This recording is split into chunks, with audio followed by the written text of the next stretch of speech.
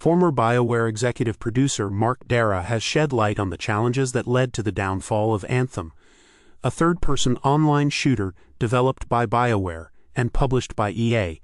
In a recent YouTube video, Darrah discussed how the game, released in 2019, struggled due to a lack of clear direction and reluctance to position itself alongside successful titles like Destiny and Borderlands.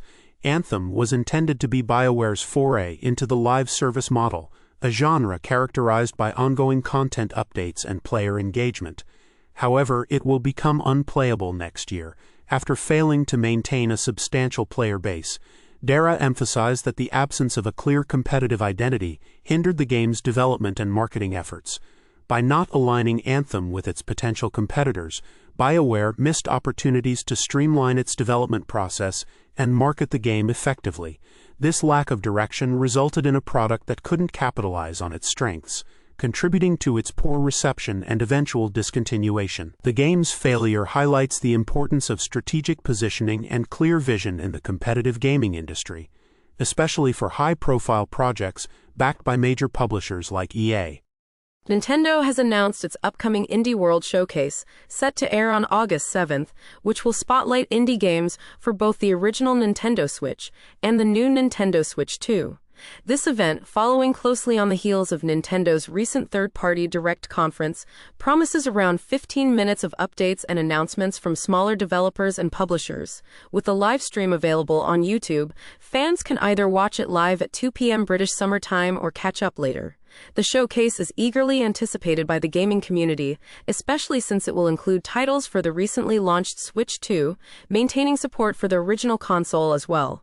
One of the most anticipated announcements is for Hollow Knight, Silksong, the sequel to the critically acclaimed indie hit Hollow Knight. Developed by Team Cherry, Silksong has been a fixture in gaming discussions due to its prolonged development period. The game has previously featured in Nintendo and Xbox events, fueling speculation and hope that a release date might finally be revealed during the showcase. Fans have been vocal on social media, expressing their excitement and anticipation for any news related to Silksong. Additionally, there are expectations for updates on other indie titles like the free DLC for Katana Zero, as well as potential news on Hades 2 and Witchbrook.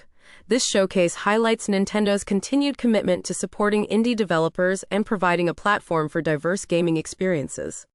RTA in Japan, a major charity speedrunning event, has announced that its summer 2025 lineup will exclude Nintendo games, following a directive from the company requiring prior permission for their use.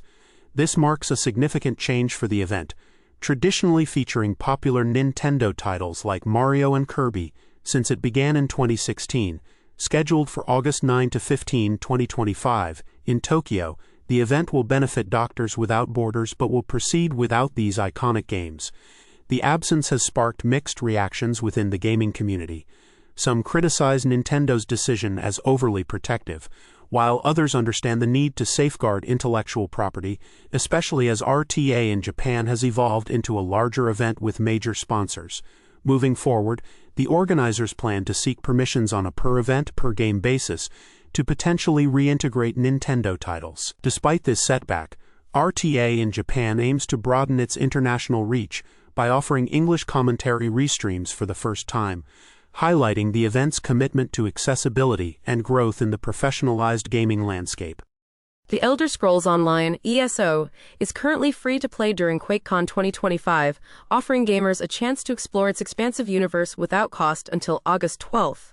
Available on PC, Mac, Xbox, and PlayStation, this event allows both new and returning players to delve into the world of Tamriel, with access to the base game and its rich content. Players can choose from 4 distinct classes: Sorcerer, Nightblade, Templar, and Dragon Knight, and explore 24 zones filled with quests and dungeons.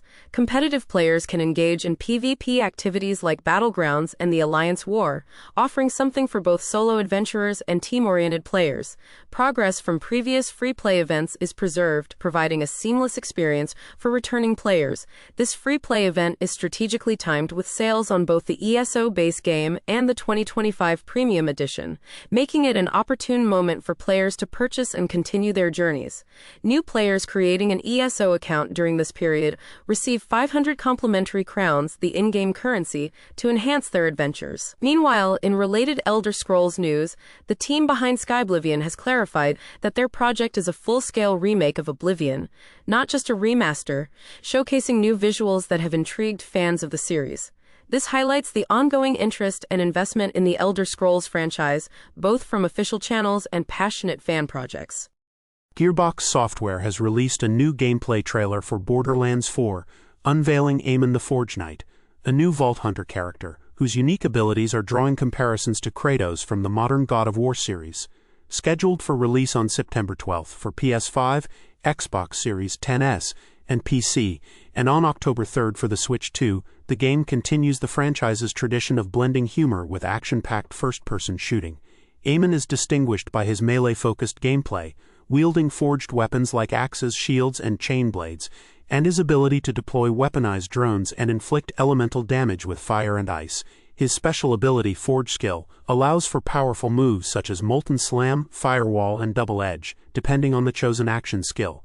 The trailer highlights Eamon's versatility through 3 distinct skill trees: Calamity, Vengeance, and Cybernetics. These offer customization options like the Onslaughter skill, enhancing movement and attack capabilities, and the Crucible skill for strategic throwable forge axes. This level of personalization is expected to appeal to players who enjoy tailoring their gameplay experience. The game will support the new Joy-Con 2 controller's mouse mode on the Switch 2, despite the technical challenges of maintaining performance on that platform. With its fresh characters and innovative gameplay mechanics, Borderlands 4 is poised to attract both longtime fans and newcomers, contributing to its potential success in the competitive gaming market. Stardock Entertainment and Oxide Games have announced Ashes of the Singularity 2, the sequel to their influential real-time strategy RTS game, with a planned release in 2026.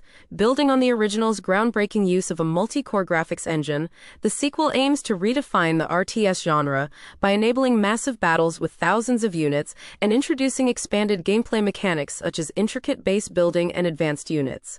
Set in a near-future scenario in 2031, players will lead the United Earth Forces, a coalition of human factions from NATO, China, and Russia, against eye-controlled substrate and the Post-Human Coalition, PHC.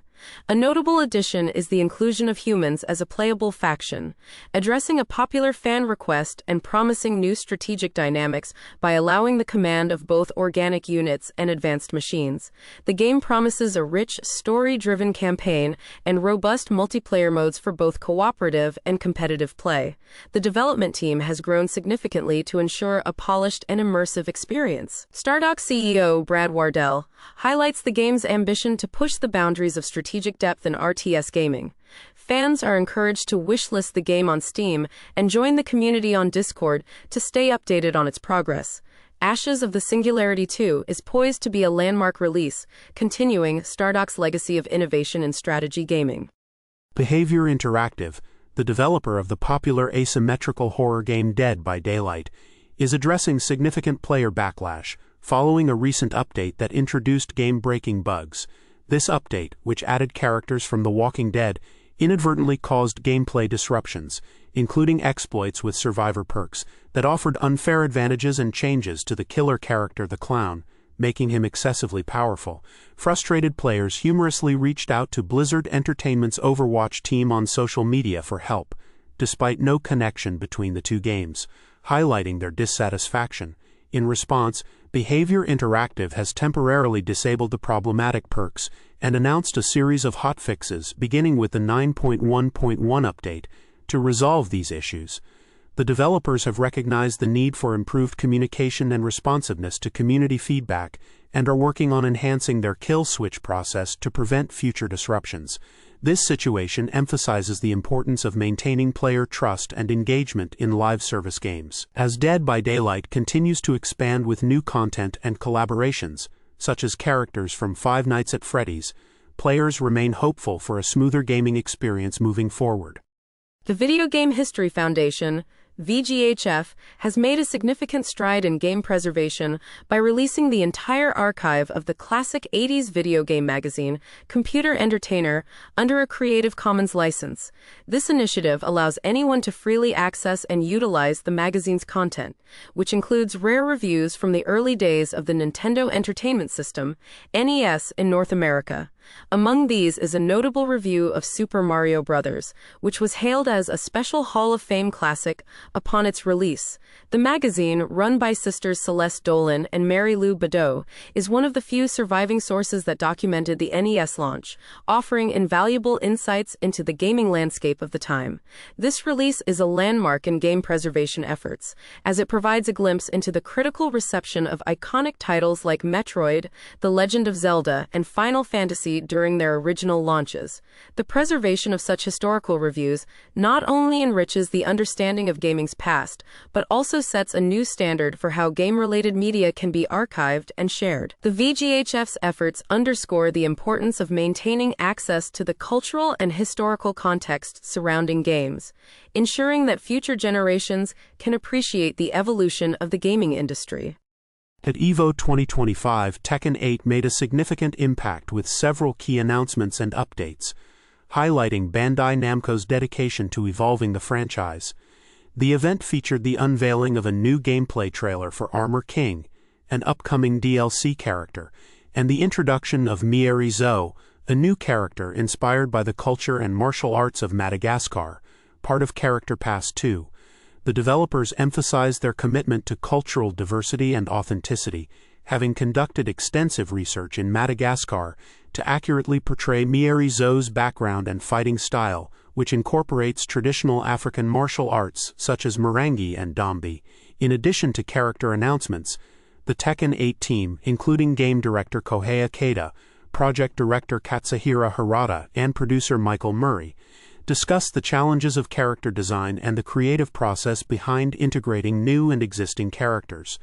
They highlighted the importance of balancing fan expectations with creative freedom, ensuring the game remains engaging for both competitive and casual players. The developers also addressed the potential revival of the Tekken Tag Tournament series, a beloved spin-off known for its tag team mechanics.